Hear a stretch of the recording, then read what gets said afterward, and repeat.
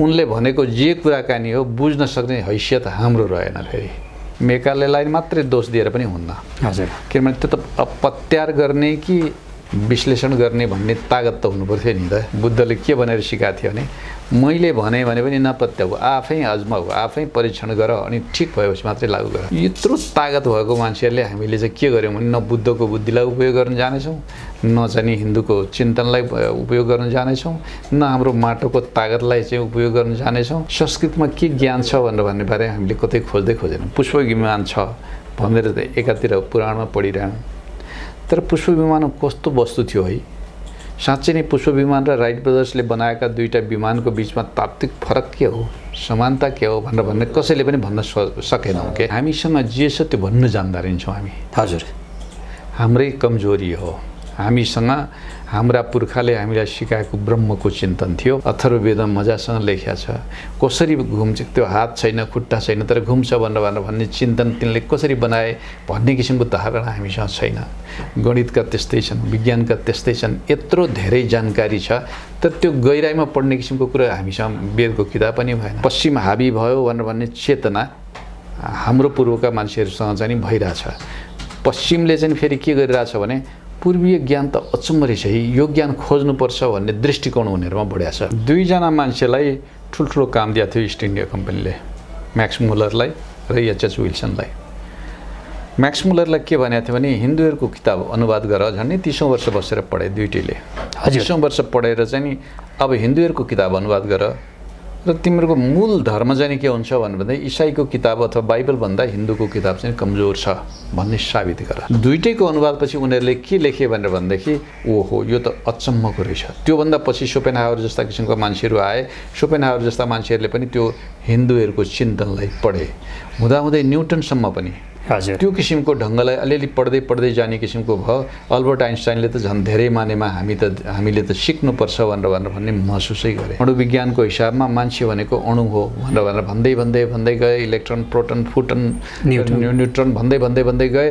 अन्त्यमा गएपछि फेरि बुझे ला यो त होइन रहेछ भयो, त्यो होइन रहेछमा टुङ्ग्याए। त्यसपछि यो भने त के रहेछ भनेदेखि चाहिँ यो भने त मानस कुराकानी रहेछ भनेर चाहिँ कग्निटिभ साइन्स संज्ञान विज्ञानलाई जोडाए। त्योबाट विज्ञान खोज्दै गए, मन पनि गएर टुङ्गिँदो रहेछ। मन पनि टुङ्गिसकेपछि अब त्यसो चेतनको कुराकानी गरौँ भनेर उनीहरू चेतनमा लागे। हाम्रा पुर्खाले भने पनि त्यही हो। जुन पश्चिमाहरूले रिलिजन भन्छन् नि त्यो रिलिजन पनि होइन वास्तवमा। अब बुद्ध हिन्दू दुईटैको, बुद्धिज्म वा हिन्दुइज्म दुईटैको चिन्तनलाई हेऱ्यो भने त्यो धर्म हुनसक्छ, रिलिजन बन्न सक्दैन। दुईटाको संयोगबाट सिर्जना हुन सक्ने भएपछि बल्ल ईश्वर हुन्छ। राम ईश्वर होइनन्, भगवान हुन सक्छन्। कृष्ण ईश्वर होइनन्, भगवान हुन सक्छन्। बुद्ध भगवान हुन्, ईश्वर हुन सक्दैनन्। ईश्वर भनेर भने त ब्रह्मा विष्णु महेश्वर तिनटालाई टक्क गरेर चाहिँ गरेको थियो। किनभने तिनको पनि आयु छ भनेर भनेको थियो। कति सजिलरी पुर्खाले भनेको थियो भने यो ईश्वरदेखि लिएर भगवानसम्म आयुवाला हुन्।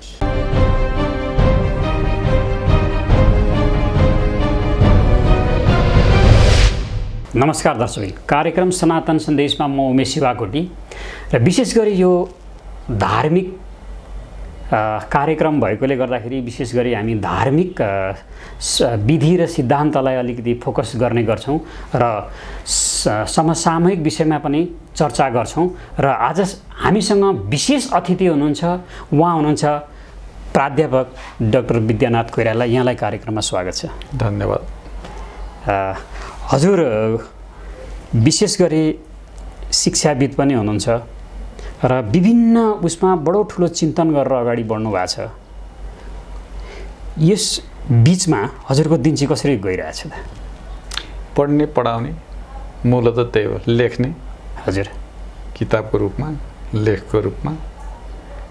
पढाउने भनेर भने चाहिँ कहिले पालिकाका साथीहरूलाई, कहिले चाहिँ नि शिक्षकहरूलाई, हजुर, कहिले प्राध्यापकहरूलाई, कहिले नेपाली साथीभाइहरू सबैलाई। अब मैले सुरु एउटा जोड्न के चाहेँ भनेदेखि आज साँच्चै भनौँ भने राजनीतिक पनि भयावह छ, धार्मिक क्षेत्र पनि भयावह छ, नैतिक शिक्षा पनि भयावह छ। देशमा के पस्यो, कुन दुलोबाट के पस्यो थाहा छ कि थाहा छैन त्यो पनि थाहा छैन। र यो यस्तो भयावह स्थितिलाई कसरी हेर्नु भएको छ? मैले चाहिँ नि मूलसँग जोडिएन परिणाम यो भयो भनेर ठान्छु म। किनभने हाम्रा पुर्खाहरू निगमका पुर्खा हुन्। निगम भनेको वेदको चिन्तन हो, जसले सूत्र भन्छ। सूत्रलाई व्याख्या गर्दै गर्दै किसिमको जाने चलन चल्ती हो। हाम्रा पुर्खाहरू आगमका पनि पुर्खा हुन्। उसले के बुझेन भने आधुनिकता र पश्चिमीकरण के हो साँच्चै फरक। आधुनिकता भनेको त आफूसँग जे छ त्यसलाई चाहिँ जोडिदिनेलाई आध्यात्मिकता भन्थे, के अरे आधुनिकता भन्थे। पश्चिमीकरण भनेर भनेको उनीहरूको अन्धाधुन्ध अनुकरण भनेर भन्थे। छुट्याउन जानेन नेपाली काङ्ग्रेसले। कम्युनिस्टहरूले के गरे भनेदेखि यो हाम्रो के पनि होइन, धर्म भनेको अफिम हो, यो मार्क्सले त्यही बुझे, त्यही बुझाउनुपर्छ भनेर भन्ने किसिमको दुस्साहसी चिन्तन, अर्को दुस्साहसी चिन्तन भने मैले त दुस्साहसी चिन्तन गरेँ। यतिसम्म सोचेनन् कि यो उसले मार्क्सले पढेको कुन किताब हो भनेर भन्ने पनि सोचेनन्। बाइबल पढेर हिन्दूको बारेमा चाहिँ नि सामान्यीकरण गर्नु, बुद्धको बारेमा सामान्यीकरण गर्नु, किराँतको बारेमा सामान्यीकरण गर्नु भनेर भनेको बडो घातक काम हो। हजुर, त्यो घातक काममा उनीहरू अगाडि बढिदिए। यसको परिणति अब हामीलाई के भयो भने यो पुस्ता चाहिँ अन्योलमै बसिरह्यो। पश्चिमीकरण ठिक हो कि आधुनिकीकरण ठिक हो कि, वा चाहिँ लर्ड मेकाले अथवा चाहिँ ह्युग वुडले भनेको कुरा ठिक हो कि, हाम्रा नेताहरूले भने ठिक हो कि, पश्चिमका कुरालाई ठिक भने, त्यसले गर्दाखेरि के भयो भने जग काटियो के, जरा काटियो। जरा काटिएस त मूल त अन्यलमा हुन्छ। हजुर, नैतिकताको प्रश्न पनि त्यही हो, शैक्षिक कुराकानी पनि त्यही हो, राजनीतिक कुराकानी पनि त्यही हो। किनभने अब हामीसँग राजनीति के हो भनेर भन्ने बारेमा चाहिँ नि ऋग्वेदीय ज्ञान पनि छ, पुर्ख्यौली राजनीतिको तौर तरिकाहरू छ। यतिसम्मको कमजोर अवस्थामा रहेछौँ हामी भनेर भन्ने म अनुभूति गर्छु। शुक्रनीति पढेँ 2-4 दिन अगाडि, त्यसले चाहिँ के भन्यो, शुक्राचार्यले के भन्यो भने सामन्त, महासामन्त, त्यसपछि सम्राट के जाति भन्ने त्यो लामो लिस्ट रहेछ, सूची। हजुर, त्यो सूचीमा राजाले आफूलाई किन सामन्त भन्दा रहेछन्, महासामन्त किन भन्दा रहेछन् भन्नु त गजबको अर्थ रहेछ। भूमिबाट कर उठाउँदा 1 लाख रुपियाँ, त्यो बेलाको बेलामा 1 लाख रुपियाँ उठाउन सक्ने मान्छे सामन्त हो। 10 लाख उठायो भने महासामन्त हो। कति उठायो भनेदेखि सम्राट हो। कति भयो भने चक्रवर्ती हो। यो किसिमको चिन्तन बोकेका पुर्खाको सन्ततिले इतिहास पढाउँदा के भन्यो भने अंशुवर्णलाई आफूलाई के अरे सामन्ती भन्थे भनेर भन्छ। अब सामन्ती भनेर त नि शोषक पनि हो कि त्यो के भने पैसा उठाउने भने हो, त्यो तागत पनि गहिराईमा हामी सो मान्छेहरूसँग रहेनछ। परिणाममा त के भयो भनेदेखि हाम्रो त शिक्षा पनि कमजोर भयो, नैतिकतामा अर्को पाटो भयो। नैतिकता चाहिँ कस्तो भयो भनेदेखि केटाकेटीहरू तर्क गर्ने भए, हिजोको नैतिकता विश्वास गर्ने भयो। विश्वास गर्ने नैतिकता तर्क गर्ने केटाकेटीसँग मिलेन। हजुर, जस्तो बाबुआमालाई सम्मान गर्नुपर्छ, हिजोको नैतिकता त्यही हो। अब केटाकेटीले के भन्ने प्रश्न गर्यो भने किन गर्नुपर्ने हो, हामीलाई थाहा छ तिनले के हेरी जन्माउँछन् भन्ने प्रश्न गर्ने भए। अब उनलाई के कारणले भने उनी कारण खोजे। हिजोको केटाकेटीले कारण खोजेन, पत्यार खोज्यो। त्यसैले विश्वास बन्ने भनेर भनेको यो आगमको तरिका हो। विश्वासमा, गुरुको विश्वासमा हुनुपर्छ। निगमको तरिका तर्क गर्ने हो। अब हाम्रा केटाकेटी आगमबाट निगमतिर फर्किसके। हजुर, अब त्यसले गर्दाखेरि त्यो आगम र निगममा सन्तुलन गर्न जानिएन, परिणाम यो आयो। अब यसलाई हामीले लगभग लर्ड मेकालेलाई पनि हामीले जोडिसक्यौँ। उहाँको शिक्षा पद्धति जुन छ नि, त्यसले चाहिँ हाम्रो एउटा चाहिँ शिक्षा पद्धतिलाई चाहिँ जेसुकै भए पनि हदसम्म बिगार्ने प्रयास गरौँ भन्ने कुरा हामी केही बुझ्दछौँ। त यो नेपाल हो, लर्ड मेकाले पश्चिमा हो। त त्यो यहाँ आएर बिगारिन्जेलसम्म हाम्रा शिक्षाविदहरूको चाहिँ यसमा भूमिका कस्तो रह्यो त? उहाँहरूको जिम्मेवारी चाहिँ कति हदसम्म तलमाथि हुने त अब यसमा?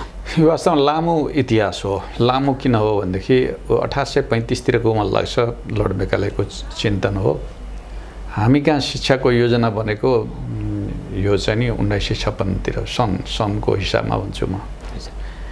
भन्दाखेरि त्यत्रो अवस्था भइसक्यो, झन्डै 100 वर्ष भइसक्यो भनौँ न। 100 वर्ष पछाडि मात्रै लर्ड मेकालेको कुरोकानी हामी कहाँ आएर छुच्च टाँसिया हो। हजुर, त्यतिखेर टाँसेको एउटा आधार थियो। त्यो आधार के थियो भने संस्कृत पढेर रोजगारी मिल्दैन। हजुर अङ्ग्रेजी पढ्यो भने रोजगारी हुन्छ भनेर भन्ने शब्द लेखेको छ। अब अहिले पनि त्यो शिक्षा आयोगको प्रतिवेदन पाइन्छ, पल्टाएर हेर्नु हो भने त्यो देखिन्छ। हजुर अब रोजगारीको निम्ति खोज्ने मान्छेहरूको जमात भयो, रोजगारी दिँदैन भनेर भन्ने किसिमको कुरोकानी भयो। अर्को एउटा अप्ठ्यारो लर्ड मेकालेले के ल्यायो भने त्यहाँ ज्ञान नै छैन भन्यो। हाम्रो संस्कृतज्ञहरूसँग के तागत हुनु पर्थ्यो भने हामी त ज्ञानका धनी हौँ है। हजुर हामीसँग ज्ञान के खोज्छौँ? प्रविधिको ज्ञान खोज्छौँ कि विज्ञानको ज्ञान खोज्छौँ कि ज्ञानकै ज्ञान खोज्छौँ कि दर्शन खोज्छौँ कि सिद्धान्त खोज्छौँ कि हामी त रगतमा त्यो कुराकानी भएका मान्छे हौँ भन्न सक्ने हैसियतका हाम्रा चाहिँ नि त्यो संस्कृतज्ञहरू भएनन्। उनले भनेको जे कुराकानी हो बुझ्न सक्ने हैसियत हाम्रो रहेन। फेरि हामी जो मान्छेहरू छौँ आफूलाई पढे लेखेका भन्छौँ, शिक्षक भन्छौँ, के भन्छौँ, प्राध्यापक भन्छौँ, त्यो मान्छेसँग यो तागत भएन। परिणाम कस्तो भयो भनेर भन्दाखेरि यो तागत नभएको मान्छेहरूको परिणति चाहिँ हामीले अहिले भोग्नु पर्यो। अब त्यसैले गर्दाखेरि मेकालेलाई मात्रै दोष दिएर पनि हुन्न। हजुर किनभने त्यो त पत्यार गर्ने कि विश्लेषण गर्ने भन्ने तागत त हुनु पर्थ्यो नि त। किताबमा पत्यार गर्ने कुराकानी हामीले कहाँबाट ल्यायौँ भनेर हाम्रा पुर्खाको बुद्धिबाट ल्यायौँ। किताबलाई प्रश्न गर्ने किसिमको कुरोकानी हामीले जानेनौँ। हजुर अब यदि किताबलाई प्रश्न गरिदिएको भए हाम्रो केटाकेटीले के गर्थ्यो भने हिजोको तरिकाहरूलाई चाहिँ बिर्सिन्थ्यो। हिजोको तरिका चाहिँ यस्तो रहेछ भन्थ्यो। मेकालेले भने पनि मान्दैन थियो, ह्युग उडीले भने पनि मान्दैन थियो, कुनै शिक्षाविदले भने पनि मान्दैन थियो। उसले चाहिँ के गर्थ्यो भने तर्क गर्थ्यो। त्यो कुरो काहीँ त हामीलाई बुद्धले पनि सिकाएको थिए। बुद्धले के भनेर सिकाएको थियो भने मैले भने पनि नपत्याऊ, आफै आजमाऊ, आफै परीक्षण गर, अनि ठिक भएपछि मात्रै लागू गर। यत्रो तागत भएको मान्छेहरूले हामीले चाहिँ के गर्यौँ भने न बुद्धको बुद्धिलाई उपयोग गर्न जानेछौँ, न चाहिँ हिन्दूको चिन्तनलाई उपयोग गर्न जानेछौँ, न हाम्रो माटोको तागतलाई चाहिँ उपयोग गर्न जानेछौँ। परिणाम त त्यस किसिमको स्थिति भएको हो। त्यसैले अब त्यसमा दोषी हामी शिक्षक बन्ने मान्छेहरू, हामी प्राध्यापक मान्छेहरू एक हदमा छौँ, दोषी छौँ भनेर भन्ने मलाई विश्वास छ। किनभनेदेखि हामीले त्यो जोडेनौँ।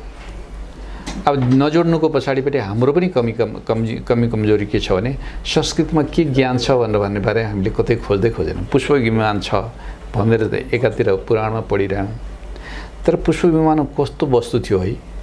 साँच्चै नै पुष्प विमान र राइट ब्रदर्सले बनाएका दुईवटा विमानको बिचमा तात्विक फरक के हो, समानता के हो भनेर भन्ने कसैले पनि भन्न सकेनौँ के। त्यो स्थिति भएको हुनाले के भयो भनेदेखि गुणतम कुरामा विवाद छैन, अन्ततगत हुने एउटै कुरा हो। पश्चिम र पूर्व भनेर बाँडिनुपर्ने परिस्थिति पनि छैन। तर पूर्वबाट पश्चिम जोड्ने, पश्चिमबाट पूर्व जोड्ने किसिमको कला नभएको परिणति चाहिँ हामीले भोगिरह मात्रै हो भनेर भन्न ठान्छु म त। यसमा अलिकति अझै पनि प्रकाश गरिदिनु पर्यो हजुरले कि यसमा हाम्रा प्राध्यापकहरूसँग यो धार्मिक नलेज कम भएको कि ज्ञान कम भएर हो कि पश्चिमाहरूको हाबी भएको अथवा कुनै अर्को स्वार्थको कारणले चाहिँ हाबी भयो जस्तो यहाँलाई लाग्छ? दुई तिनवटा कुरा एकैचोटि ल्याइदिनु भयो। पहिलो कुरो त के रहेछ भने हामीसँग जे छ त्यो भन्न जान्दा रहेछौँ हामी। हजुर हाम्रै कमजोरी हो। हामीसँग हाम्रा पुर्खाले हामीलाई सिकाएको ब्रह्मको चिन्तन थियो। ब्रह्मको चिन्तन उनले बुझ्ने भाषामा के गरी भन्ने हो, किनभने उनलाई त त्यो थाहा जानकारी छैन पश्चिमलाई। त्यो भन्न सक्ने तागत हामीसँग रहेन। जस्तो उदाहरणको लागि आत्मा भन्नुहोस् न, हाम्रा पुर्खाले आत्मा र परमात्मा भनिरहे, कति शास्त्र लेखे, कति दुःख गरेर भनिरहे, त्यो भनिया क्या हो भनेर सहजै भन्न सक्ने हैसियत हामीसँग रहेन। अब हामीसँग त कति सजिलो तरिका थियो भने मेरो मोबाइलमा भएको चार्ज सकियो भने मैले चाहिँ लगेर टुपिन त्यो मेन स्विचमा लगेर जोड्न पर्छ भन्ने किसिमको कुरो भनिदिएको भए हाम्रा मान्छेहरूले के थाहा पाउँथ्यो नि मसँग चार्ज दिने भने त अर्कै चिज रहेछ भनेर बुझ्थ्यो। त्यो अर्कै भने परमात्मा हो, आफू भनेर भने आत्मा हो भनेपछि ब्याट्रीको चार्ज सकिया जस्तो हाम्रो चाहिँ चार्ज सकिँदै जाने हो। चार्ज सकिएपछि टुङ्गिन जाने ठाउँ उही ठाउँमा हो, किनभने त्यो ऊर्जा त्यहीँ जान्छ। यसरी भनिदिने किसिमको कला हामीले आउन सकेनौँ। दोस्रो पश्चिमाको के तागत भयो भने सानो कुरो भेट्टायो भने पनि तिनले त्यसको गहिराइमा खोज्ने किसिमको चलन चल्ती रहेछ। हामी छरिँदा रहेछौँ, उनीहरू गहिरिँदा रहेछन्। अब गहिरिने किसिमको संस्कृतिले गर्दाखेरि के भयो भने उनले त्यसको गहिराई खोज्दै गए।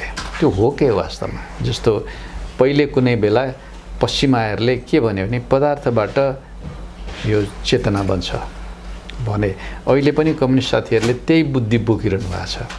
तर बिस्तारै के अध्ययन भइसक्यो, अब अध्ययन पश्चिमाहरूमा पनि के अध्ययन आइसक्यो भनेदेखि होइन है, यो चेतन भन्ने त अर्कै वस्तु रहेछ है, क्या हो, चेतनबाट पो पदार्थ बन्दो रहेछ। त्यो कुरा त हाम्रा पुर्खाले पहिले भनेको थियो नि त। अब हामीले के भन्न सकेनौँ भने पदार्थबाट चेतन बन्छ भन्ने भौतिकवादी दृष्टिकोण हो, चेतनबाट पदार्थ भनेर भनेको अध्यात्मवादी चिन्तन हो। दुईटैको अर्थ के हो भन्दै चेतन र पदार्थ एकअर्कासँग सम्बन्धित रहेछन् है, होइन?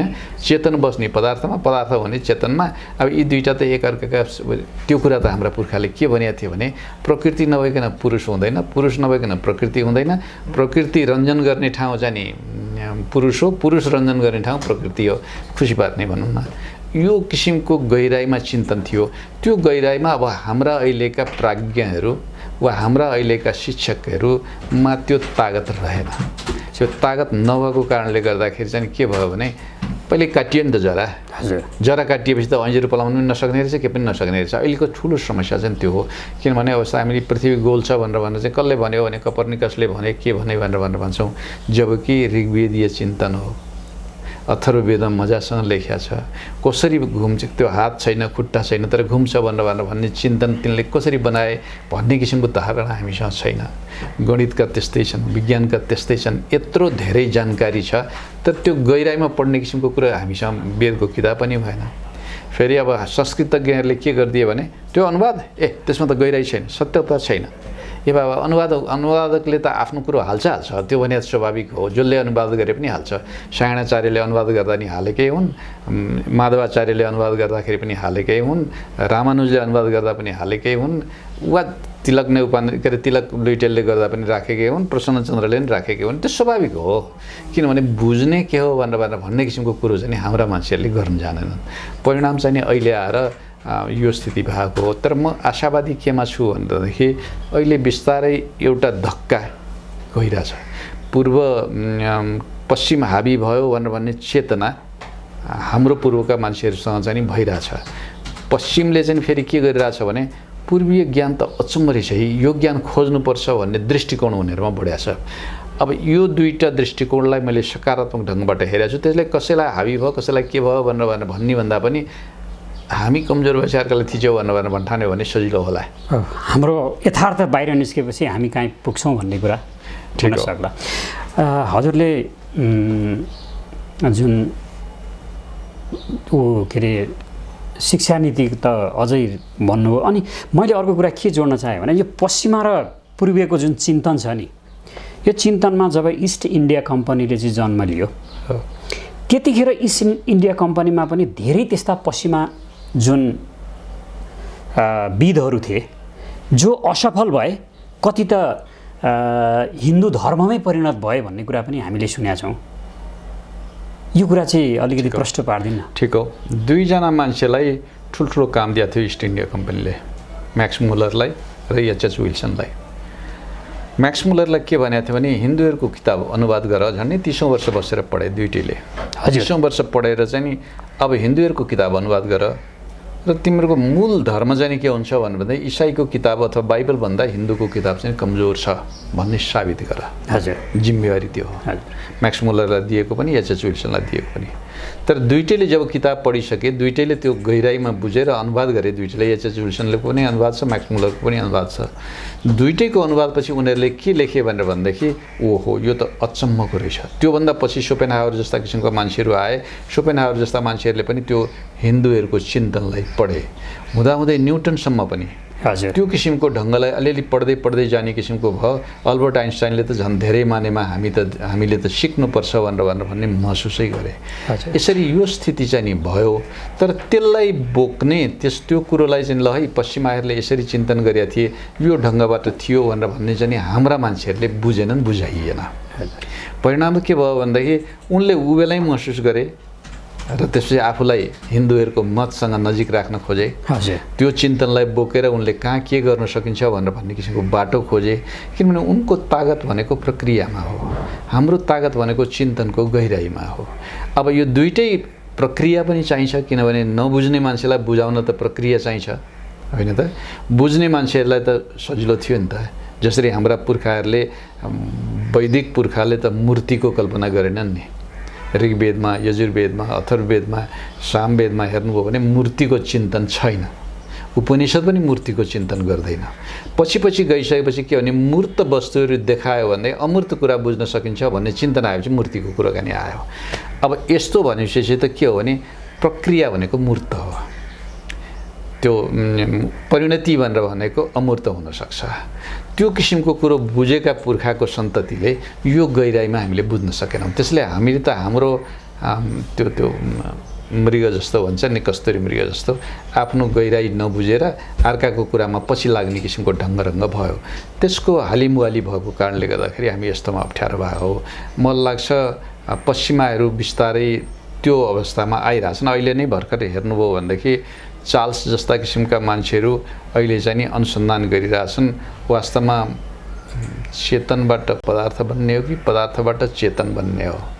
यो दुईटा कुरा के हो साँच्चै त? किनभने उनीहरूको तरिका के रहेछ भने खोज्दै जाने, ठुङ्गिएपछि होइन भन्ने जस्तो भनौँ न। अणुविज्ञानको हिसाबमा मान्छे भनेको अणु हो भनेर भन्दै गए, इलेक्ट्रोन, प्रोटोन, फुटन, न्युट्रोन भन्दै गए। अन्त्यमा गएपछि फेरि बुझे ला यो त होइन रहेछ हो, त्यो होइन रहेछमा टुङ्ग्याए। त्यसो यो भने त के रहेछ भनेदेखि चाहिँ नि यो भने त मानस कुराकानी रहेछ भनेर चाहिँ कग्निटिभ साइन्स संज्ञान विज्ञानलाई जोडाए। त्योबाट विज्ञान खोज्दै गए, मन पनि गएर टुङ्गिँदो रहेछ। मन पनि टुङ्गिसकेपछि अब त्यसो चेतनको कुराकानी गरौँ भनेर उनीहरू चेतनमा लागे। हाम्रा पुर्खाले भने पनि त्यही हो, पदार्थको आयु छ, त्यसैले गर्दाखेरि यो पदार्थमा मात्रै धेरै नरमाऊ है, किनभने मोक्ष हुँदैन तिमीलाई। मन हो, मन भने चञ्चल्य हुन्छ, जतातिर लगाइदिनु लाग्छ, त्यसले मनलाई ऊर्ध्वगामी बनाउँछु कि अधोगामी बनाउँछु भनेर चिन्तन गर भनेर भने त्यो मन पनि टुङ्ग्याए। अनि लास्टमा गएर चाहिँ के भने नि होइन है, तिमी त ऊर्जामा पो सोध्नुपर्छ, त्यो ऊर्जामा सोच भनेर भन्छ भने उनले भनेको र यो क्वान्टम फिजिक्सले भनेको यो ठिक्कै त्यही किसिमको अर्थ हो। अहिले हालसालै यहाँहरूले हेर्नुभयो भने अन्तर्राष्ट्रिय जगतमा यो अन्तर्राष्ट्रिय जगतमा भन्दा पनि विभिन्न ठाउँमा एलिनको बारेमा वा उडन तस्तरीको बारेमा जुन कुराकानी आउँछ त्योसँग संवाद स्थापना गर्ने वा अरू ग्रहहरूमा भएका मान्छेहरूसँग संवाद स्थापना गर्ने उपाय के हो भनेर चाहिँ यहाँबाट अनेक सिग्नलहरू पठाए, त्यो सिग्नलले काम गरेन। गएपछि अहिले भर्खरै के किसिमको चिन्तन बनायो भने अब त हामीले चाहिँ क्वान्टम फिजिक्सको तरिकाबाट क्वान्टम त्यो सम्पर्कको माध्यमलाई उपयोग गर्न सक्छौँ भनेर भन्ने किसिमको हिसाबले बिस्तारै अभ्यास भइरहेछ। मलाई विश्वास के छ भने हुन्छ, किनभने हाम्रा पुर्खा अरू ग्रहका मान्छेहरूसँग संवाद गर्थे भन्ने जुन कथा छ नि, त्यो कथाको सार्थकता अब देखिँदैछ। त्यसो हुँदाखेरि चाहिँ पश्चिम र पूर्व भनेर चाहिँ लडाइँ खेल्नुपर्ने विषयवस्तु होइन, प्रमाण र अप्रमाणको कुराकानी हो, प्रमाण र विश्वासको कुराकानी हो भन्ने मैले बुझ्छु। यो ज्ञान र शिक्षाको हिसाबमा हाम्रो यो वैदिक सनातन अथवा वेदसँग सम्बन्धित कुराहरू अत्यन्तै गहिराइमा छन् भन्ने कुरा हामीले केही हदसम्म बुझ्यौँ। अब यो यत्रो गहिराइमा भएको चिन्तनलाई जो तत्कालीन चाहिँ राज्य व्यवस्थामा हुनुहुन्थ्यो, राज्यको व्यवस्था गर्नुभएको थियो र त्यहाँ त्यो चाहे राजा भनौँ चाहे कोही मन्त्रीहरू भनौँ, तत्कालीन व्यवस्थामा उहाँहरूले यसको चिन्तन गर्न चाहिँ आफ्नो खुबीबाट नभ्याएको हो कि कस्तो भन्ने कुरा अझै प्रष्ट भएन, किनभने यसको पहिलो दायित्व त राज्यको हुन्छ। ठिक भन्नुभयो। वास्तवमा के रहेछ भनेदेखि हाम्रो संस्कृति अचम्मको रहेछ। हजुर, प्रताप मल्ललाई हेर्नुभयो भने काठमाडौँका राजा त्यो बेलामा एउटा सानो ठाउँ, वास्तवमा देशमा साना साना बुढा टाकुरा राजा रजौटाहरू थिए। अब त्यो बेलामा पनि प्रताप मल्लले के गर्दा रहेछन् भने विभिन्न धर्मावलम्बीहरूलाई चाहिँ लिएर आएर संवाद गर्दा रहेछन्।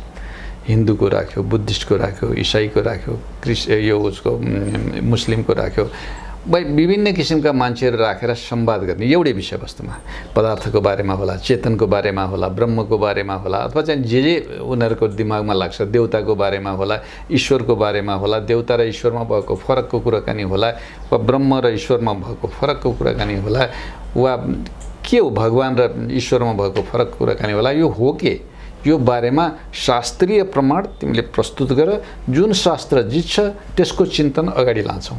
यो किसिमको तागत हाम्रो चाहिँ संस्कृतिमा रहेछ, धरोहरमा। प्रताप मल्लको कहानी हेऱ्यो भने मल्लकालमा हजुर त्यो चलनचल्ती बिस्तारै बिस्तारै भत्किँदै गयो। त्यो लडाइँ झगडा हुँदाखेरि केआर पृथ्वीनारायण शाहले त्यो कुराकानी गर्न सकेनन्, तर विभिन्न मान्छेहरूलाई बोलाएर संवाद गर्ने किसिमको उनको संस्कृति पनि देखियो। विशेषनगरजीलाई बोलाएर चाहिँ ल है कसरी जित्ने भन्दाखेरि 1 रुपियाँ लिँदाखेरिको सन्देशलाई एकचोटि विचार गरेर हेरौँ, कति गहिराइमा त्यो चिन्तन गर्ने मान्छेहरू रहेछन्। त्यो संस्कार पृथ्वीनारायण शाहसँग पनि रहेछ। तर यो बिस्तारै बिस्तारै गएर चाहिँ फेरि राजाहरूको बिचको आपसी जुन विवाद हुँदै गयो, राजा महेन्द्रसम्म पनि अलिअलि गरेर चाहिँ राख्ने चलन चल्ती रहेछ बेला बेलामा संवाद। तर त्यत्रो संवाद गहिराइको संवाद होइन। अब हामीसँग सर्वधर्म परिसर भनेर चाहिँ परिसर छ, सारा कुराकानी छ, तर चिन्तन गर्ने शैली चाहिँ नि बिजोगको छ। प्रताप मल्लसम्म पनि पुगेको छैन। अब प्रताप मल्लभन्दा अगाडि जानुपर्ने हो, किनभने हाम्रो चिन्तन त पुर्खाको धरोहरसँग आगम र निगमसँग जोडिनुपर्ने हो। त्यो हैसियत भएको मान्छेहरू हामीसँग भएन। परिणाममा त के भयो भने सबैलाई समेट्ने र स्वीकार्ने किसिमको तागत नभएको कारणले गर्दाखेरि यो स्थिति आएको हो भनेर भन्न ठान्छु म। अघि हामीले इस्ट इन्डिया कम्पनीको कुरा गर्दाखेरि एचएस हिलसन र मार्क्सले भन्नुहुन्थ्यो, उहाँले चाहिँ के कुरामा आएर टुङ्ग्याएर चाहिँ यो हाम्रो शास्त्रको बारेमा के इन्फर्मेसन दिनुभयो त? होइन, उहाँले के भन्नुभयो भन्दाखेरि हामी चाहिँ नि चिन्तन गर्ने, उहाँहरूको सोचलाई विश्लेषण गर्यो भने सोझो भाषामा एकजना थियोलोजिस्टले भनेको कुराकानी भनौँ म, उहाँले के भन्नुभयो भनेदेखि अहिलेसम्म धर्महरू धर्म भनेर भन्छौँ, पश्चिमा भाषामा रिलिजन भन्नुहोस् न, हाम्रो धर्म त त्यो धर्म होइन। किनभने हामीले धर्म भनेर भनेको शाश्वत हुन्छ। त्यो जुनैसुकै धर्म के अरे जुनसुकै मान्छेलाई पनि काम लाग्ने हुन्छ। सहिष्णुता धर्म हो, पानीको बहाव पानी बग्नु धर्म हो उसको, घामले पोल्नु धर्म हो उसको। हामीले बुझ्ने धर्म भनेको र बुद्धले बुझेको धम्म भनेर भनेको एउटै कुराकानी हो। तर पश्चिमाले बुझ्ने रिलिजन भनेर भनेको कल्ट हो, त्यो सम्प्रदाय हो, एउटा सम्प्रदाय हो। अब हिन्दू सम्प्रदाय बन्न सक्दैन, किनभने हिन्दू भनेको जीवन पद्धति हो। त्यसले चाहिँ साना कुराकानीलाई संस्थागत गरेको छ। त्यो संस्थागत गरेको कुरामा दर्शनहरू भेटिन्छ, त्यो दर्शन भेटिन्छ, सिद्धान्त भेटिन्छ। त्यति गहिराइसँग चाहिँ हिन्दूहरूको चलनचल्ती छ। बुद्धको भनेको दर्शन हो, त्यो जिउने कला हो, त्यो कलालाई महसुस गर्ने कला हो। त्यो दर्शन त्यो चाहिँ पनि धर्म जुन पश्चिमाले रिलिजन भन्छन् नि, त्यो रिलिजन पनि होइन वास्तवमा। अब बुद्ध हिन्दू दुइटैको, बुद्धिज्म वा हिन्दुइज्म दुइटैको चिन्तनलाई हेऱ्यो भने त्यो धर्म के अरे धर्म हुनसक्छ, रिलिजन बन्न सक्दैन। पश्चिमाले इसाई मुस्लिम के अरे यो मुस्लिमहरूको हेऱ्यो भने रिलिजन हुनसक्छ, धर्म बन्न सक्दैन। किनभने त्यहाँ चाहिँ नि के भने धर्मका कुरा कम छन्, रिलिजनका कुराकानी बढी छन्। त्यो कमान्ड, आदेश, यसो गर उसो गर, बुद्ध पनि आदेश दिँदैनन्, हिन्दूका पुर्खा पनि आदेश दिँदैनन्। यो अचम्मको ढङ्गको यस्तो छ। अब यो कुरोलाई चाहिँ नि एचएच विल्सनले अथवा चाहिँ नि म्याक्स मुलरले दुइटैले बुझेको के हो भन्दाखेरि हिन्दूहरू त बेग्लै पो रहेछन् त, यिनको चिन्तन शैली नै बेग्लै रहेछ। आगो भनेर भन्यो भने उनले त्यो दाउराको आगो मात्रै बुझ्दैनन्, दाउराको आगो पनि बुझ्छन्, मनभित्रको आगो पनि बुझ्छन्, संसारलाई चलाउने शरीरलाई चलाउने आगो भन्ने पनि बुझ्छन्, हाम्रो आगोमय शरीर हो भनेर भन्ने, मनलाई चलाउने आगो भन्ने पनि बुझ्छन्। हुँदाहुँदै गएर चाहिँ ब्रह्माण्ड चलाउने सूर्यलाई पनि बुझ्छन्, सूर्यलाई चलाउने अर्को ब्रह्मलाई पनि बुझ्छन्। भन्दाखेरि एउटा आगो शब्दले हिन्दूहरूले बुझ्ने जुन गहिराई हो, त्यो गहिराई अरू धर्महरूमा छैन। त्यो गहिराईको कुरोकानी चाहिँ नि बुझ्न सक्ने किसिमको तागत पश्चिमाहरूको होइन। बुद्धिज्मको ढङ्गलाई हेर्नुभयो भने उनले ठुलो सिद्धान्तलाई साना भाषामा सहजै भन्न सक्ने किसिमको तागत छ। एकचोटि विचार गऱ्यो भने आँखा चिम्लेर बस्नुहोस्, तपाईँलाई कहाँनिर श्वास घोज्छ थाहा पाउनुहोस्, एकछिनपछि फेरि त्यो घोच्ने हराउँछ, तपछि सोच्नुहोस् भनेर भन्छन्। त्यसो भनेपछि संसार क्षणभङ्गुर छ, चिन्तन बदलिरहन्छन् भन्ने किसिमको ठुलो दर्शनलाई सहजै ढङ्गले बुझाउन सक्ने तागत बुद्धमा छ। तर इसाईको वा इस्लामको त्यो तागत देखिँदैन। उनले कथा भन्छन्, एउटा दुईवटा कथाहरू भन्छन्, तर त्यो कथाको अर्कै भाषा छ। त्यो भनेको निश्चित यही कुराकानीलाई हाम्रो चाहिँ सोच्नलाई गहिरिनलाई दिने किसिमको विषयवस्तु छ। त्यो भएको हुनाले अब हामीले चाहिँ के जानेनछौँ भनेर भन्दाखेरि त्यो महसुस गरेको उनको जुन म्याक्स मुलर र एचएच विल्सनले महसुस गरेको कुरोलाई हामीले पनि जिन्दगीमा महसुस गरेर अगाडि बढ्ने किसिमको शैली चाहिँ नि हामीले जानेनछौँ भन्ने ठान्छु म चाहिँ। हामी कार्यक्रमको अन्ततिर आइरहेछौँ। हजुरलाई मैले केही सोध्न छुटाएको अथवा कोही इम्पोर्टेन्ट कुरा छुटेको छ भने बताइदिनुहोस् न। मैले एक दुईवटा हाम्रा मान्छेहरूलाई भएको त्यो जानकारीको कमीलाई मुद्दा मात्रै भन्न चाहन्छु। पहिलो कुरोकानी हिन्दूहरूकोमा 33 कोटी देवता छन् भनेर चाहिँ भन्ने किसिमको कुरा छ। वास्तवमा देवता भने क्या हो भनेर हिन्दूहरूमा ऋग्वेदमा यदि पल्टाएर हेर्नुभयो भने 3 पनि हुनसक्छ, 33 पनि हुनसक्छ। 3 के हो भने स्वर्ग मर्त्य के अरे स्वर्ग के अरे स्वर्ग, अब अन्तरिक्ष, आकाश र यो मर्त्य 3 हुन्। त्यही 3 भित्र 11 हुन्छन्। 11 भनेको प्रकृति प्रदत्त गुणहरू हुन्। ती 11 भनेको 33 हुन्। 3 भनेको 33 पनि हो, 33 भनेको 3 पनि हो, 3 र 33 एउटै हो भनेर भन्छ। यसरी चिन्तन गरेको त्यो 33 कोटीलाई पुराणमा आउँदाखेरि 33 करोड भन्ने भाषामा गइदियो। अब ती करोड भनेर भने पनि जोड्ने नै हो भनेदेखि प्रकृतिमा भनेर भने बुझ्ने हो। अब देवता भनेर भनेको प्रकृति हो, हाम्रा पुर्खाले भनेको। त्यो भनेको के हो भने पानी देवता, हावा देवता, आकाश देवता, के देवता। पुर्खाले भनेको त्यो 33 वटा भने पनि देवतै हुन्, फेरि ती प्रकृति नै हुन्। अब त्यसलाई के गरिदियो भने मान्छेमा लगेर जोडियो। त्यो मान्छे भनेर भनेको चाहिँ नि मान्छेबाट जन्मेको त्यो भगवान हुन्। बुद्ध भगवान हुन्, राम भगवान हुन्, कृष्ण भगवान हुन्। भगवान पनि देवता भनिदिए, अब गल्ती भयो नि त त्यो। किनभने देवता भनेर भनेको प्रकृति हो, भगवान भनेको मान्छेले जन्मायो हो, होइन, फरक हो नि त। तर के हो भने सादृश्यताको चिन्तन ल्याएर दुइटै एउटै हो भने अब तिनलाई फेरि ईश्वर बनाइदियो। ईश्वर भनेर भने चाहिँ पुर्खाले के बुझे, दुईटाको संयोगबाट सिर्जना हुन सक्ने भएपछि बल्ल ईश्वर हुन्छ। त्यसो त राम ईश्वर होइनन्, भगवान हुन सक्छन्। कृष्ण ईश्वर होइनन्, भगवान हुन सक्छन्। त्यसपछि गर्दा बुद्ध भगवान हुन्, ईश्वर हुन सक्दैनन्। अब ईश्वर भनेर भने त ब्रह्मा विष्णु महेश्वर तिनटालाई टक्क गरेर चाहिँ गरेको थियो। किनभने तिनको पनि आयु छ भनेर भनेको थियो। कति सजिलरी पुर्खाले भनेको थियो भने ईश्वरदेखि लिएर भगवानसम्म आयुवाला हुन्। ईश्वर पनि भगवान के अरे भगवान पनि देवता पनि। तर ब्रह्म भनेर भनेको चाहिँ नि अनादि हो। त्यो ब्रह्म भनेर भनेको कस्मिक इनर्जी हो, ऊर्जा हो। त्यो भनेको अल्बर्ट आइन्स्टाइनले भनेको कुरा र एउटै कुरा हो। फेरि त अल्बर्ट आइन्स्टाइनले भनेको भाषा के हो भनेर भन्दाखेरि कुनै पनि वस्तु पदार्थ बदल्यो भनेदेखि ऊर्जामा जान्छ, ऊर्जा बदल्यो भने पदार्थमा आउँछ।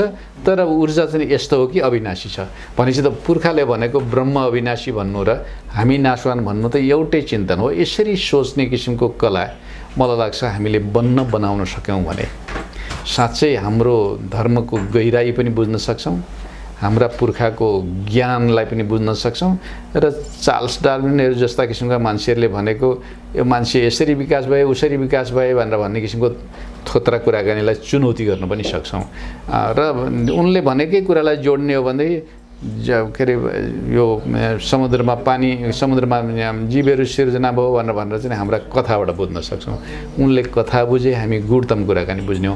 मलाई लाग्छ यसरी सोच्ने किसिमको कला चाहिँ हाम्रो युवा पुस्तालाई, अब आउने पुस्तालाई जरुरी छ भन्ने मलाई लाग्छ। हवस् त, यहाँले धेरै जानकारीमूलक शब्दहरू अथवा जानकारीमूलक कुराहरू दिनुभयो, त्यसको लागि यहाँलाई धेरै धेरै धन्यवाद।